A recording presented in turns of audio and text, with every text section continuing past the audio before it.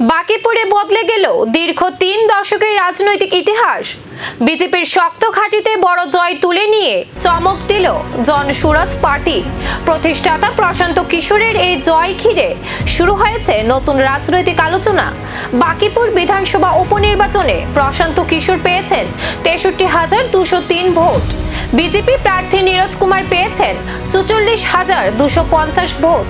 প্রায় ১৮,৯৫৩ ভোটে জয় নিশ্চিত করেন জনসুরাজের প্রতিষ্ঠাতা। রাজ্যসভায় নির্বাচিত হওয়ার পর নীতিন নবীনের বিধায়ক পদ শূন্য হওয়ায় এই উপনির্বাচন অনুষ্ঠিত হয়। ভোটের আগে প্রার্থী বদল করেও দীর্ঘদিনের এই আসন ধরে রাখতে পারেনি বিজেপি। ১৯৯৫ সালের পর প্রথমবার বাকিপুরে পরাজয়ের মুখ দেখল বিজেপি। এই জয়ের মধ্য দিয়ে জনসুরাজ পার্টি রাজ্যের রাজনীতিতে নিজেদের শক্ত অবস্থানের বার্তা দিল। ফল প্রকাশের পর প্রশান্ত কিশোরকে অভিনন্দন জানিয়েছেন বিহারের মুখ্যমন্ত্রী সম্রাট চৌধুরী। বাকিপুরের এই ফল কি শুধু একটি উপনির্বাচনের ফলাফল, নাকি বিহারের রাজনীতিতে নতুন সমীকরণের সূচনা? এখন সেদিকেই নজর রাজনৈতিক মহলের।